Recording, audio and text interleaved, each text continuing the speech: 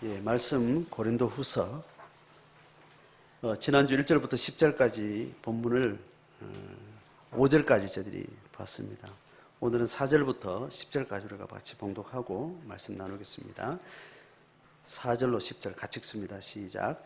참으로 이 장막에 있는 우리가 짐진 것 같이 탄식하는 것은 벗고자 함이 아니요 오히려 덧입고자 함이니 죽을 것이 생명에 삼킨 바 되게 하려 함이라. 곧 이것을 우리에게 이루게 하시고 보증으로 성령을 우리에게 주신 이는 하나님이시니라. 그러므로 우리가 항상 담대하여 저희는 주와 따로 있는 줄을 아노니 이는 우리가 믿음으로 행하고 보는 것으로 행하지 아니함이로라. 우리가 담대하여 원하는 바는 차라리 몸을 떠나 주와 함께 있는 그것이라. 그런즉 우리는 몸으로 있든지 떠나든지 주를 기쁘시게 하는 자가 되기를 힘쓰노라. 이는 우리가 다 반드시 그리스도의 심판대 앞에 나타나게 되어 각각 선악간에 그 몸으로 행한 것을 따라 받으려 함이라. 아멘.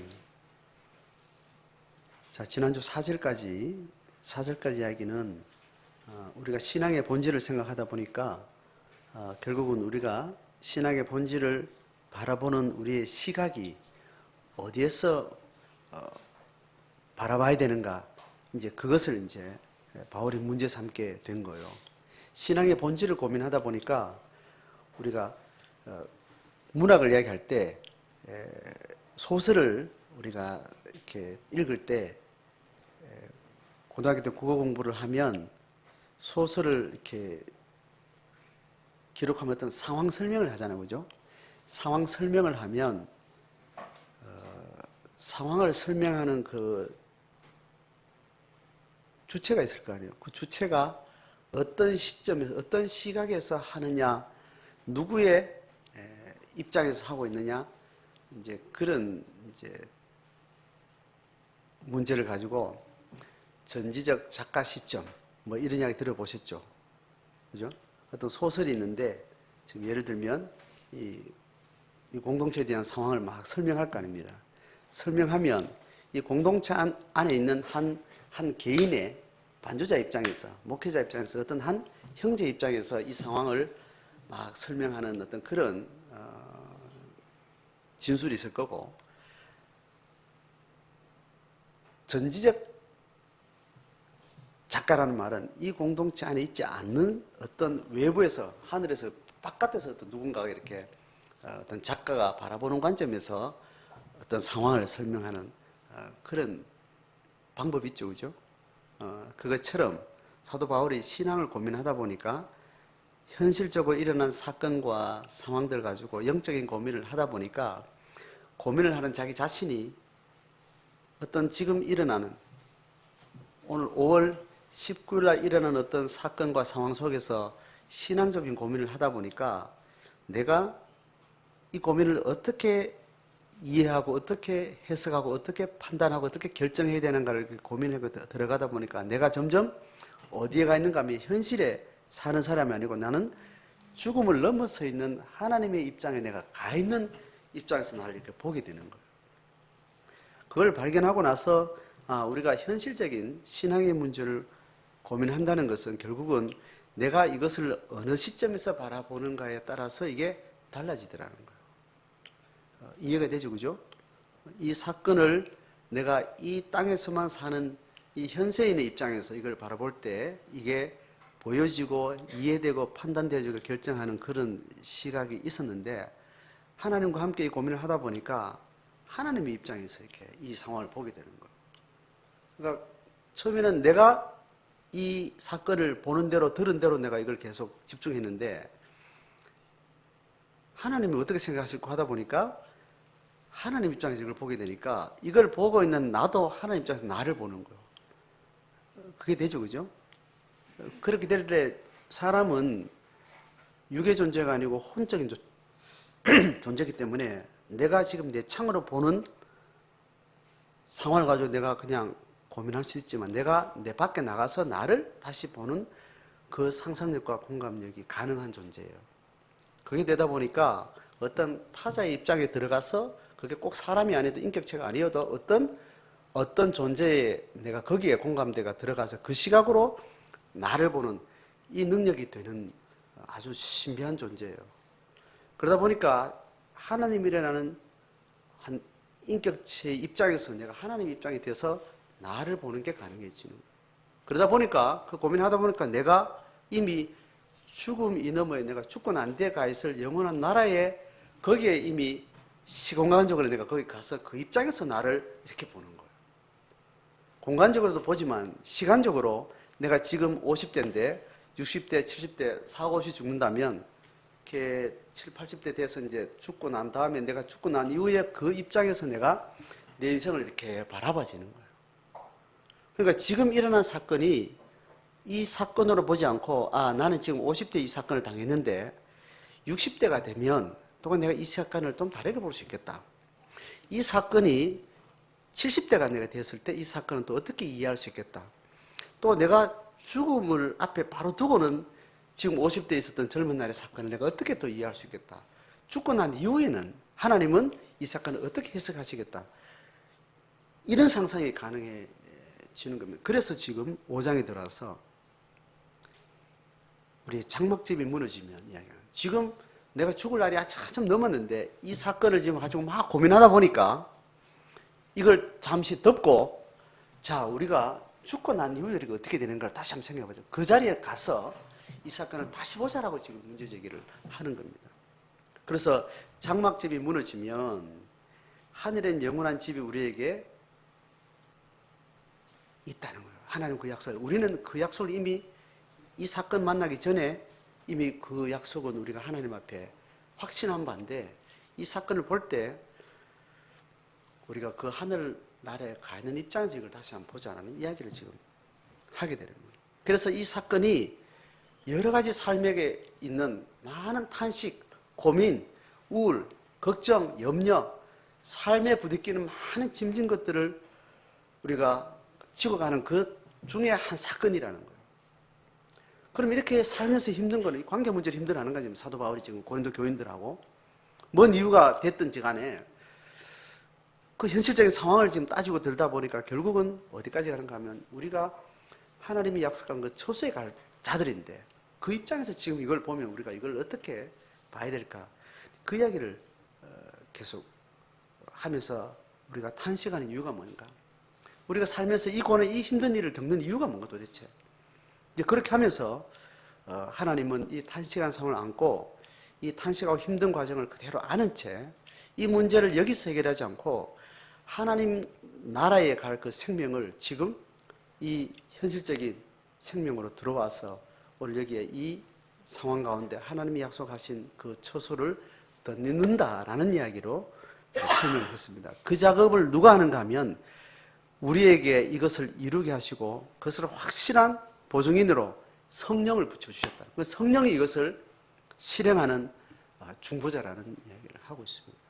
자, 그러고 나서 이제 6절 오늘 읽은 내용으로 이제 들어가는 거죠. 그럼 성령이 우리에게 구체적으로 어떤 걸 적용하게 하시는가 할 때 6절에 그러므로 하고 이제 위에서 있는 진술의 주체도 성령이라는 이야기를 하고 나서 그럼 우리가 이 사태를 바라보는 관점의 일단 결론을 이야기하고 있었던 겁니다. 우리가 항상 담대하여 몸으로 있을 때에는 주와 따로 있는 줄 안다는 거예요.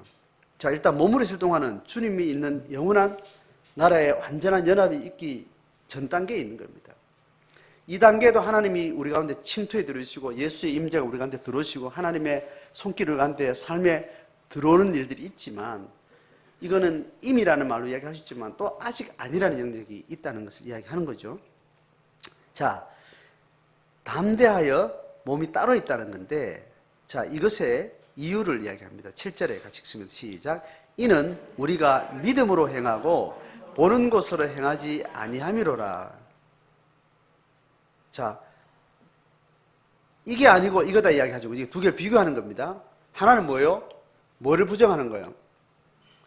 보는 것, 눈에 보이는 대로, 눈에 보이는 것을 따라서 해석하고 이해하고 판단하고 어떤 결정하고 행동하는 것이 아니라고 이야기를 하는 거죠. 그럼 반대는 뭐예요?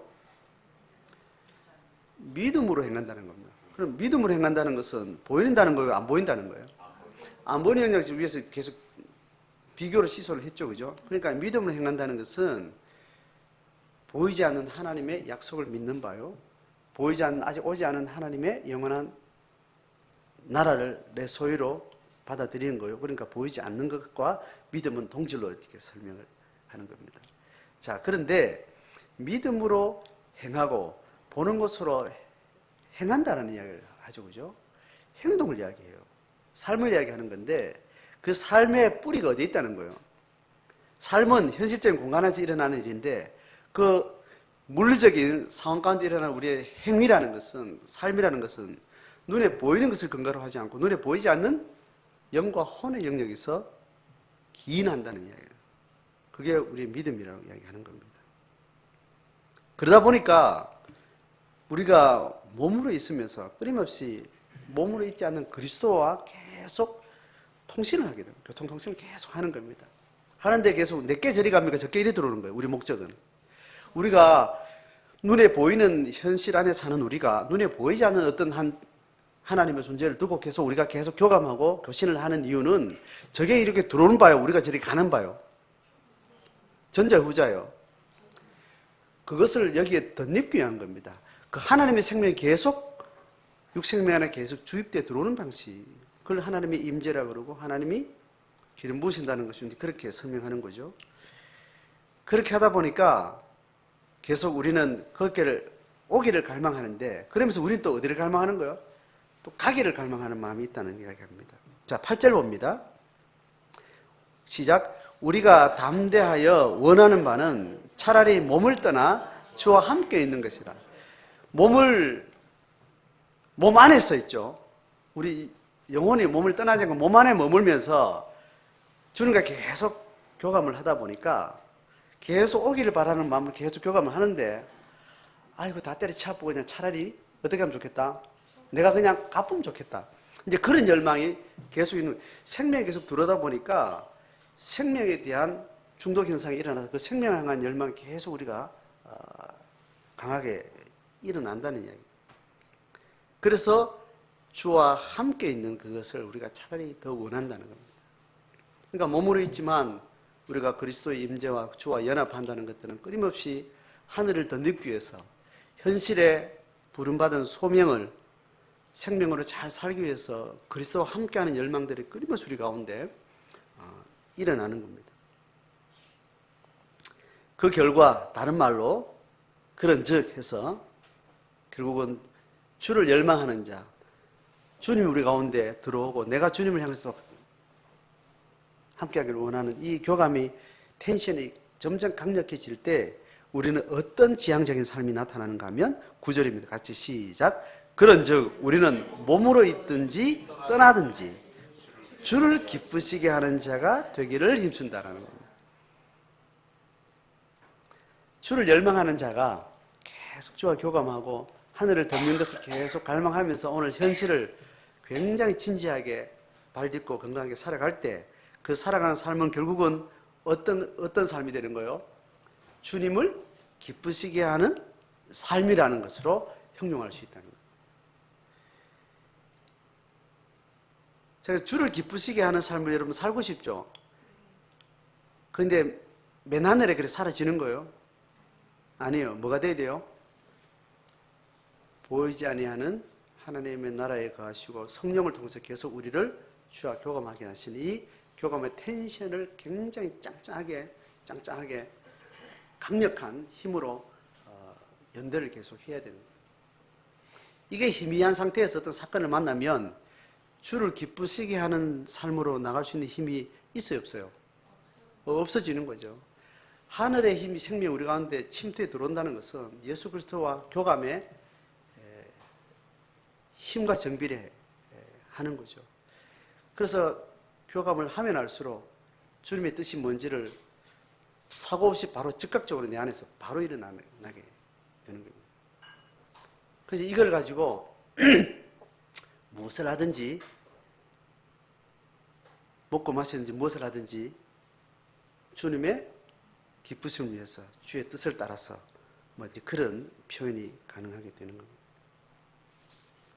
자, 주를 기쁘시게 한다는 것이 추상적인 거요, 조금 구체적인 거요, 지금. 주를 기쁘시게 한다는 것은 추상적인 거죠, 그죠? 주를 기쁘시게 하는 것이 추상적이면 어떨 가능성이 많은가 하면 각자 해석이 많을 수 있어요. 추상적인 것은 좀 더 구체화되는 어떤 것들이 필요한데 우리 현실로 오려면 주를 기쁘시게 한다는 것은 그동안 주님이 성경을 통해서 꾸준하게 말해왔던 주님의 가르침하고 연결되어 있는 거예요.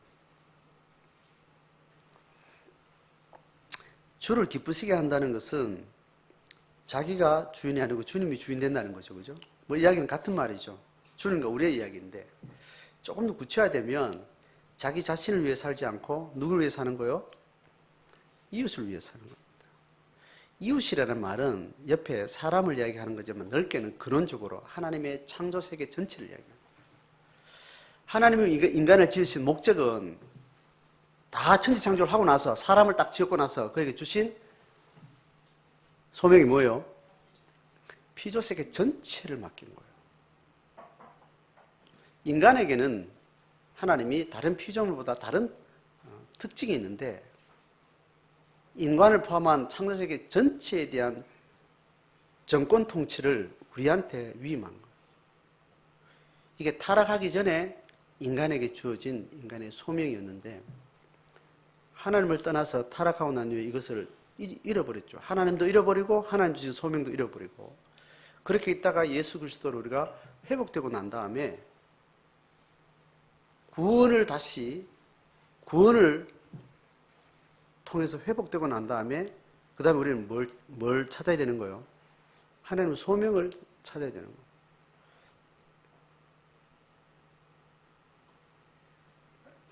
그게 피조세계 전체에 대한 하나님의 통치 주권을 우리에게 위임하셨다는 거예요. 그래서 하나님이 세상 피조세계 전체의 회복과 함께 회복만을 원하는 게 아니고 회복이 창조의 원래 목적으로 또 지향할 수 있도록 시작하는 출발이에요. 오늘 광고하면서 제가 말씀드렸던 내용은 생명신학, 하나님의 창조신학 이거하고 하나님의 구속사 신학하고 어떻게 여러분 그림 이해가 되셔야 돼요. 조금 전에 설명했던 하나님 천지를 창조하시고 인간에게 창조세계 전체에 통치 주체로 인간에게 그걸 위임했고 그걸 인간의 소명이라고 하는데 그걸 잃어버리고 이 자리를 다시 찾는 게 구속 신학이에요. 구속의 역사예요. 구속 자체가 목적이기도 하지만 남은 여지는 뭐예요? 창조세계를 통치하는 하나님의 통치 위임을 또 회복하는 거예요. 그것이 창조신학이에요. 이 두 가지를 포함해서 하나님의 나라라고 이야기를 하는 겁니다. 하나님의 나라는 이 두 기둥이 있는데 인간의 소명의 생명을 다시 회복하는 것과 하나님의 통치령을 다시 위임받는 것 두 가지가 이렇게 있는 거예요. 시간적으로는 구약부터 이렇게 흘러와서 구약 창조 이후에 타락 이후에 하나님의 계시가 쭉 흘러서 예수의 초림과 재림 사이에 모든 인류가 들어와 있는데 인류는 예수의 초림을 인해서 하나님의 자녀로 다시 회복된 인간은 예수의 재림을 기다릴 때까지 우리는 뭐를 지향하는가 하면 하나님의 창조의 통치의 완성을 향해서 다시 거슬러 올라가는 거예요. 그래서 우리가 새 하나님의 위격이 있는데 위격을 만날 때 새 하나님을 하루아침에 짠하고 이렇게 세 분을 같이 만나지 않습니다. 한 인간이 타락한 상태에서 다시 하나님의 구원사에 진입하게 될 때 처음에는 누가 접해요? 새 하나님 중에 순서를 정할게요. 1번 성부 하나님, 2번 성자 하나님, 3번 성령 하나님. 우리가 가장 먼저 누굴 만나요? 네? 성령을 만나요. 성령을 만나서 그 성령은 우리가 먼저 만나가지고 누구를 중재해줘요? 예수를 중재해줘요. 그 예수는 우리를 만나서 누구를 중재해줘요? 성부를 중재해주는 거예요. 그래서 예수를 만나는 것은 팩트로는 성령을 만나서 예수를 만났는데, 그런데 우리의 인식에는 가장 먼저 뭐를 만나요? 예수를 먼저 만나요. 예수를 먼저 만나고 나니까 예수 만나게 했던 성령이 네가 예수를 어떻게 만났는지 아니? 성경을 통해서 성령이 선물로 이걸 깨닫게 해줘서 네가 예수를 만난 거야. 그렇게 이야기하는 거예요. 그 예수를 만나면 아버지와 아들이 하나 되듯이 성부를 만나는 거예요. 성부를 만나면 성부는 창조하신 하나님의 창조 세계에 대한 통치력을 우리에게 다시 주시는 겁니다. 근데 그 예수는 별개이 아니라 예수도 창조 때 같이 있었던 분이라고 이야기를 하는 거예요. 성령은 당연하고. 자, 그래서 이 장로교가 계속 지향하는 것은 구원의 복음에 굉장한 다양하고 풍성한 신학의 많은 것들을, 유산들을 만들어 왔지만, 장로교는, 적어도 한국에 건너온 장로교는 한국에 상륙하고 나서 상륙하고 진격을 어디로 해야 될지를 길을 잃어버린 거예요. 인전 상륙 작전을 하면 그 부대가 상륙 작전 성공하면 어디로 들어가야 돼요? 서울 가고 그 다음에 서울이 다요? 평양, 그 다음에 백두산까지 가야 되는 거잖아요. 그죠? 미국의 장로교가 우리가 선교사 들어왔는데 그 장로교가 한국에서, 한국 토양에서 장로교의 역사를 이루면서 이게 구속사 신학과 천국 복음에 대한 너무나 지질에 가난하고 고난받는 제국시대에 들어왔기 때문에, 너무너무 많은 고난의 시대에 들어왔기 때문에 그것이 구원의 복음에 꽃을 피웠어요. 그래서 엄청난 민초들이 하늘나라의 생명을 부흥을 얻었는데, 부흥을 얻고 이제 한국에 이제 이 복음이 상륙했단 말입니다. 상륙인데 어디로 가야 돼요? 예수를 만났단 말입니다. 어디로 가야 돼요? 구속사 신학은 어디로 가야 돼요? 창조 신학으로 가야 돼요. 하나님의 창조 세계 전체에 대한 하나님의 마음은 뭘까? 그래서 결국 그거는, 창조 신앙은 왕, 선지자, 제사장 중에 어디로 가는가? 왕권으로 가는 거예요. 제사장을 만나가지고 구원이 됐잖아요. 그죠? 창조신앙 하나님의 통치로 가는 건 하나님의 왕권으로 이렇게 건너가는 거예요. 왕권으로 건너가면 반드시 뭐가 있어야 되는가 하면, 뭐가 있어야 될까요? 예언자가 있어야 돼요. 예언자. 그러니까 하나님의 창조신앙으로 가려면 왕권을 이야기하는데, 그 왕권을 하나님의 창조신앙으로 제대로 가려면 반드시 저항 세력이 있다고. 그리스도의 왕권을 계속해서 거절하고 세속적 통치력을 계속해서 사탄의 권세에 계속 붙들리는 힘을 계속 뚫고 나가야 되는 힘을 누가 감당했는가 하면 예언자들이 하는 거예요. 이해되죠? 예언자들이 하나님의 통치력을 계속 저항하는 어떤 세력을 하기 위해서 예언자들이 계속 고발하는 거예요. 이야기하고 계속 이야기하고. 그러면서 그 사람들은 또 화살바지가 돼서 앞서가지고 순교를 당하고 그렇게 고난당하고 계속 그 왕권의 바른 통치력을 가지고 저항하는 자들에게 계속 싸우는 일을 예언자들이 한 겁니다. 그러니까 이 구속사 신앙에 관심을 계속 집중하면 제사장 사역하고 왕권 사역 가는데, 왕권 사역은 창조 신앙으로 들어가려면 반드시 누구 사역이 있어야 된다고요? 예언자 사역이 있어야 되는 거예요. 그런데 이게 제대로 가지 않으면 예언자 사역이 갈 바를 알지 못하는 거예요. 그래서 장로교단은 구속사 신학에 계속 집중을 하다 보니까 이 삼직분 중에 뭐가 약해질까요? 예? 예언자 사역이 약해지는 거예요. 왕권은 계속 이야기하는데 왕권의 본질을 찾으려면 세속적 왕권인지 하나님의 왕권인지 이 싸움이 계속 일어나는데, 하나님의 왕권을 계속 이야기하고 만몬의 우상, 바알의 왕권을, 세속적인 왕권을 계속해서 견지하려면 예언자 사역이 있어야 되는 거예요. 그런데 이 왕권만 이야기하고 하나님의 통치 사역을 주목하지 못하면 뭐가 약해지는가 하면 예언자 사역이 약해지는 거예요. 좀 정리가 되세요?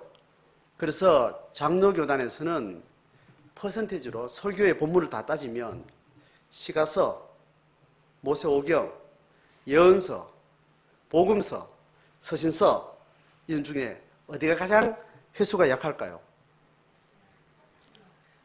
예언서가 약해요. 저도 그 아류입니다. 저를 통해서 예언서 설교 들은 적 있어요, 없어요? 거의 없을걸요? 예언서를 중에도 뭘 뽑는다? 구속사 신앙만 뽑는 거예요. 이사야 몇 장? 그가 찔르면 거시기 하며 뭐 그가 매를 맞음으로 거시기 구속사 신학을 예언한 것만 뽑고 예언자 사역의 핵심 사역 대부분들은 그냥 스킵 하는 겁니다. 그러니 예수 그리스도의 통치를 이야기하는데 예수 그리스도의 통치를 이제 일제시대에 6.25를 지나면서 이 가난한 이 한국의 이 공고한 영혼들이 예수의 복음을 하는 나라를 경험을 했는데 하고 나서 이제 어디로 가야 되는 거예요? 이 신화를 가지고 하나님의 창조신앙으로 가야 되는데 이 한국 사회가 뭘 만났어요? 군사정권을 만나고 경제부흥시대를 만난 거예요. 군사정권 시대 가부장 사회에서 경제부흥시대에 가장 화려한 꼽히는 그 부흥기를 이 복음을 받은 교회가 지나면서 어디에 파도를 탄 거예요? 세속화와 물질신앙과 경제부흥과 부흥신앙으로 이렇게 들어간 거예요. 그게 어떤 교단에 또 힘을 실어줬나 하면 순복음교단이 또 그런 힘을 실어준 겁니다. 그로 인해서 미국에서 상륙한 장로교단은 미국에서는 그렇지 않은데 선교로 들어 상륙하고 나서 갈 바를 잃어버리고 구속사 신앙에 대부분 자리를 잡고 구속사 신앙에 말한 예수의 왕권은 무슨 왕권이 된 거예요? 이스라엘 백성들이 사무엘 때 뭘 달라고 그랬어요? 우리 왕 달라. 군대를 동원하고 군대를 준비시키고 전쟁하면 즉각 무력으로 대응할 수 있는 그 세속 왕을 달라. 하나님같이 굼뜨는 왕은 우리가 매번 100점 100패 하니까 안 되겠다. 하나님이 누가 왕이라 그랬어요? 내가 왕이다. 보이지 않는 내가 왕이다. 내 왕의 모든 통치령은 모세오경 법전으로 너희한테 다 주셨다. 이 법대로 살면 된다. 그래서 즉각 전쟁이 일어나면 즉각 무령으로 동원되는 그 통치는 세상의 방식이야. 너희들이 성결하면 10명이서 천을 부수고 100명이서 만을 부수는 그런 일들을 너희들의 성결의 힘으로 이 국방을 유지해가는 하나님의 나라를 사는 거야. 그렇게 이야기했는데도 이 사람들은 뭘요? 하나님의 왕권을 군사를 동원할 수 있는 세속의 왕권, 무력의 왕권으로 통치하는 그 나라를 구하게 된 겁니다.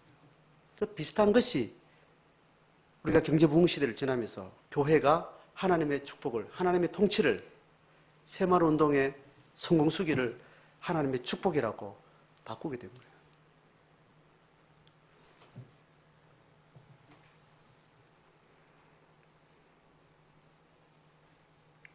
믿음으로 행한다는 이야기 다시 이제 들어갑니다. 주를 기쁘시게 한다 할 때, 주의 뜻이 뭔가 할 때, 주의 뜻은 하나님의 창조세계를 받은 거예요. 그럼 창조세계의 모든 내 외에 나는 이미 구원받은 게 확실하니 아직 구원을 받지 못한 모든 인간과 피조세계 전체에 잃어버린 하나님의 세계를 회복하는 것. 하나님을 잃어버려서 고통당하는 그들의 아픔에 내가 중보자로 동참하는 것. 타자의 아픔에, 하나님을 잃어버린 타자의 아픔에, 하나님의 통치령 밖에 있는 어떤 피조세계의 아픔과 고통에 네가 서치라이트를 켜고 내 눈이 되어서 네가 중보의 역할을 해다오. 예수님이 우리에게 원하는 게 그거예요. 제자가 된다는 것은 그 길을 가는 거예요. 내한테 오는 물질의 양은 어디에 달려있다는 거예요? 하나님이 수에 각자에게 나눠주는 뭐가 있다고요? 복에 분량이 있다 해서 하나님이 분복이라고 이렇게 이야기를 하는 겁니다.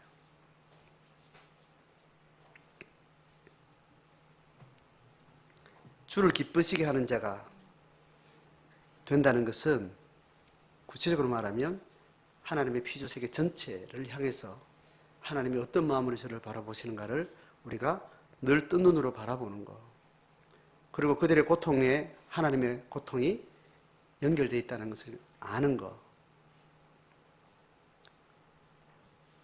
그 주를 기쁘시게 하는 성경이 말하는 아주 중요한 단초 중에 중요한 부분입니다.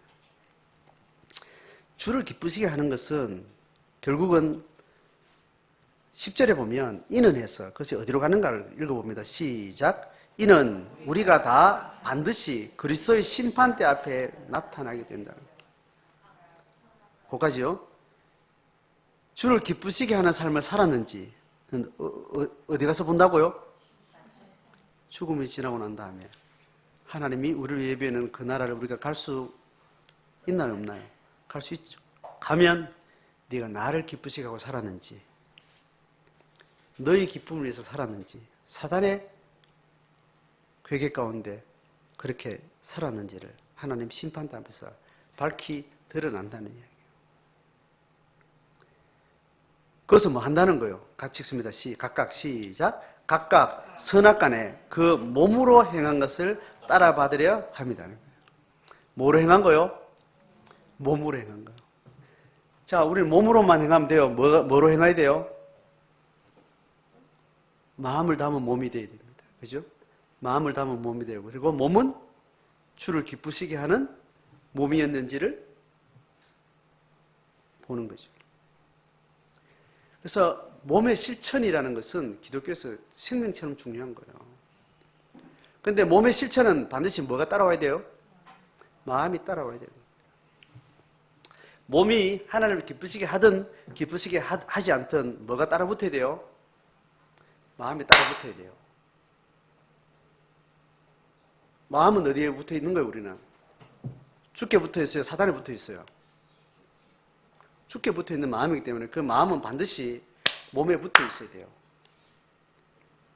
따라서 몸이, 관성이 죄를 향한 몸에 끌림이 있어요, 없어요? 몸은 있어요. 또 몸은 어디를 끌리는 마음이 있어요? 하나님 뜻에 끌리는 몸인데, 몸은 두 가지를 가지고, 이게 무의식으로 가지고 있는 영역인데, 하나님 앞에 깨어있는 그 마음은 몸하고 늘 같이 간다는 말은, 몸이 갔으면 네 몸 간 곳에 네 마음이 있냐라고 확인하는 거예요. 몸은 갔는데 네 마음 생각은 딴 데 가 있는지를, 몸에 왜 가 있는지를 마음이 계속 생각하라는 이야기예요. 내 몸이 어디 가 있는지 뭘 하는지를 생각하라는 이야기예요. 그리고 마음이 간 곳에 또 몸이 거기에 가도록 하라는 이야기예요. 우리가 영적인 훈련을 할 때, 그 마음이 하나님의 성령과 함께 늘 동행할 때 어떻게 훈련하는가 하면 몸이 간 곳을 먼저 추적해요. 몸 간 곳을 계속 추적하면 그걸 가지고 자기를 돌아본다는 이야기를 하는 겁니다. 네가 말하고 행동하고 몸이 간 것을 계속 돌아봐라. 거기에 네 마음이 있냐? 사람을 누군가를 사집수를 만나잖아요. 만나는데 계속 핸드폰에 누군가를 자꾸 이렇게 신경 쓰고 이렇게 말하다가도 이렇게 하는 경우 있죠, 그죠? 그 마음은 어디 있는 거예요? 딴 데 이렇게 있는 거예요. 네 누구를 만나고 대화를 하고 있는 얼굴을 같은 걸 보고 있는데 마음이 딴 데 있는지 아닌지를 네가 이렇게 봐야 된다는 거예요. 내가 밥을 하고 있으면 밥하면서 뭔 생각해요? 예, 학교 간 걱정을 이렇게 하는 거예요. 그러고 있는 자기를 보라는 거예요. 밥은 하고 있었지만 그 사람의 마음은 어디 가셨던 거예요? 학교에 가 있었다고요. 그런데 점심 지나고 만나가지고 권사님 오전에 뭐 했어요? 아니 뭐 하기는 너 집에서 밥 했지. 밥만 했나요? 밥만 했어. 기억은 밥은 몸밖에 기억이 안 나는 겁니다. 그때 내 마음이 어디 가셨지? 그때 내가 이건 하고 있으면서 마음은 거기 있었다. 그럼 오늘 뭐 했냐 하면 밥 했는데 사실은 마음은 내가 딴 데가 있었다. 이 자신을 보셔야 되는 거예요. 이게 우리가 묵상훈련이에요. 묵상훈련. 묵상훈련은 몸을 계속 돌아보는 겁니다. 마음이 가 있었는지. 그러고 나면 그 마음이 하나님께 붙은 마음으로서 정당인지 아닌지를 또 추적하게 되는 거예요. 그래서 우리가 신앙으로 산다, 믿음으로 산다는 것은 몸이 간 곳에 자기 마음을 계속 추적하는, 이 추적하는 것들을 놓치면 몸 마음이 따로 노는 겁니다. 몸 마음이 따로 놀면요, 내가 했던 행동하고 본심하고가 어딘지 자기가 추적이 안 돼요. 자기 하고 싶은 대로. 난 그 말 했잖아. 난 이 말 한 적 없다.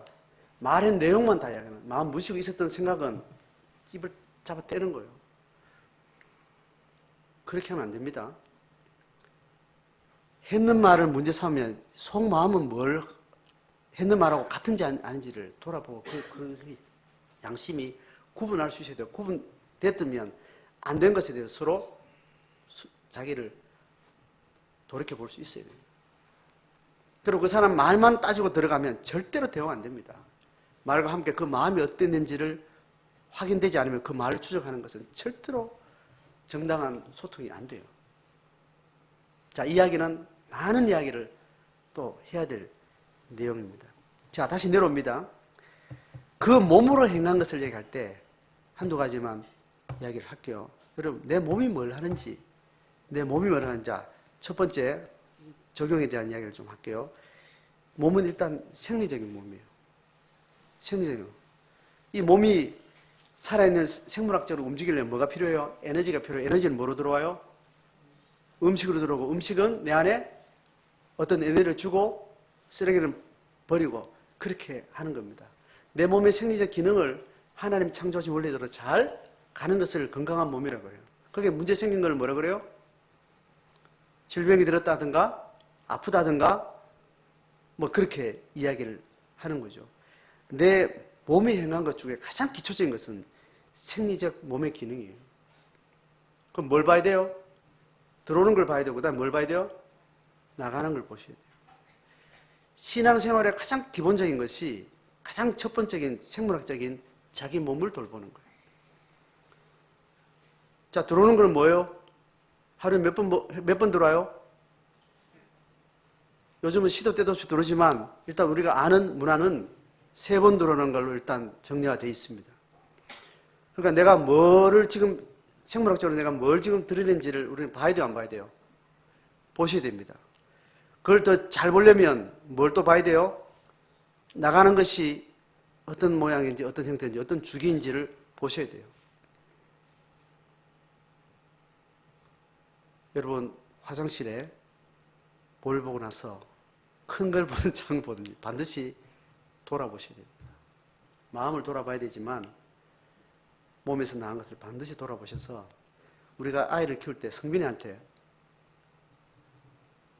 어디 가든 어느 날 갑자기 아빠 나 사과 똥 쌌어, 바나나 똥 쌌어, 또 무슨 똥 이름을 한 몇 가지로 이야기해요. 그리고 막 동글동글한 거를 무슨 똥이라 하여튼 똥이 어떤 똥이라고 하여튼 어디서 학교 뭐 교회에 성경에서 배웠는지 무슨 똥 쌌어 이야기를 이렇게 하더라고. 우리는 안 가르쳐줬는데 그래서 내가 딱 거기서 가르쳐줬구나 생각이 나더라고. 동글동글하게 괜찮게 난 똥을 사과똥이라고 그러고 길쭉하게 넣은 거를 바나나 똥이라고 그러고 막 더 작게 똥땅 막 찌르 넣는 막 그 상태가 안 좋은 그 똥을 또 무슨 똥이라고. 물똥은 당연히 물똥이고. 변을 보셔야 됩니다. 진짜 우리나라 말이 맞네요. 변을 본다 그러네. 변은 싸는 게 아니고 봐야 된다는 거예요. 내가 뭘 먹었는지, 내가 대소변을 내가 어느 시간에 어떤 행동을 하는지를 규칙적으로 먹는다면 규칙적으로 되어야 되는 겁니다. 몸을 돌아보셔야 돼요. 먹는 식탁을 돌아보셔야 돼요. 그 주기를 봐야 되고, 그래서 들어오는 것과 나가는 것이 색깔을 봐야 되고 형태를 하시면서 자기를 돌아보셔야 됩니다. 서로 민망한 주제라서 평상시에 막 이야기하지 않지만 이건 너무 중요하기 때문에 우리가 한번 시간을 내서 섭생을 어떻게 하는지 우리가 이건 굉장히 중요한 일상의 영성에서 너무 중요한 겁니다. 농경사회 때는 그 편차가 크지 않았습니다. 이런 도시생활에 물질주의가 굉장히 만연하고 먹는 것을 인해서 먹는 게 목적이 아니라 먹는 것이 돈을 버는 목적이 되는 이 역기능적인 사회가 되다 보니까 먹지 않아야 될 것을 먹도록 강요하고 불필요한 것까지 먹게 만들고 몸의 생리에 넘치는 탐욕에 기반한 음식 문화가 너무 많이 만들어지는 겁니다. 탐욕으로 들어가야 음식 유통을 통해서 돈이 만들어지기 때문에 이걸 주목하지 못하면 우리는 그냥 생긴 대로 그냥 임대로 먹고 임대로 짜고 그것이 긴 시간 축적돼서 몸에 질병이 오는 거예요. 질병이 들면 그때부터 이제 유치원 때 배우는 기본적인 식사를 이제 배우는 겁니다. 너무 어리석지 않나요? 당연히 일반 시대에 현미밥 먹고 건강한 게 채식과 고를 먹고 제때 먹고 제대로 싸야 되는 걸 그거를 안 하다가 그것이 한참 축적돼서 암이다 머식이다 질병이 딱 떨어지면 그때 기초전염 그건 누가 하는 거예요? 유치원생이 하는 일이에요. 그렇게 우리가 이 문명이 너무너무 망가져 있다. 몸의 행동 중에 가장 기초적인 이겁니다. 그 다음에는 노동이에요. 일반 노동, 먹고 살기 위해서 우리가 움직이는 모든 노동, 일단 몸이 움직이는 모든 운동까지 포함해서 다 몸이 에너지를 발산하는 모든 기능은 노동입니다. 다 합쳐서. 특별히 우리는 직장이라는 현장에서 먹을 것을 먹고 살기 위해서 하는 그걸 노동이라고 주로 좁게 말하지만 몸이 하는 모든 것들은 몸에 에너지를 발산하는 노동입니다. 내가 뭘 위해서 노동하는 일인지 그 노동이 내가 움직이는 몸이 뭘 위해서 움직이는지 어떤 마음을 가지고 움직이는지 그 몸에 행한 것은 그것을 정하게 되어 있습니다. 그리고 또 한 차원은 내가 하나님의 소명을 따라서 하나님의 영적인 목적을 따라서 내가 하는 몸의 형태와 기능과 시간과 공간을 한 세 가지로 나눠서 생물학적 몸 그리고 일상적인 모든 몸의 유기적인 물리적인 모든 움직임을 전체로 노동이라고 해요. 그리고 특별히 소명과 관계돼서 내가 하나님의 뜻을 따른다는 마음을 가지고 내가 어떤 한 특정한 은사적인 능력을 따라서 내가 시간을 들이고 마음을 들이고 어떤 공간을 점하고 어디에 가 있고 얼마나 시간을 들이는 이런 몸의 흐름들이 있습니다. 이것을 총체적으로 몸에 행한 것을 하나님의 심판대에서 하나님이 마음과 몸이 어디에 있었는지 그게 이 사단의 권세 안에 있었던 영역이었는지 하나님의 창조세계 하나님의 통치령 안에 있었던 몸이었는지를 하나님께서 판단하시고 또 밝히 드러내신다는 겁니다. 그 몸으로 행한 것을 인해서 주를 기쁘시게 하는 자가 이 땅에서 믿음으로 살아가는 저와 여러분인 겁니다. 여기에 승리하는 교회와 성도 되기를 주의 이름으로 축복합니다.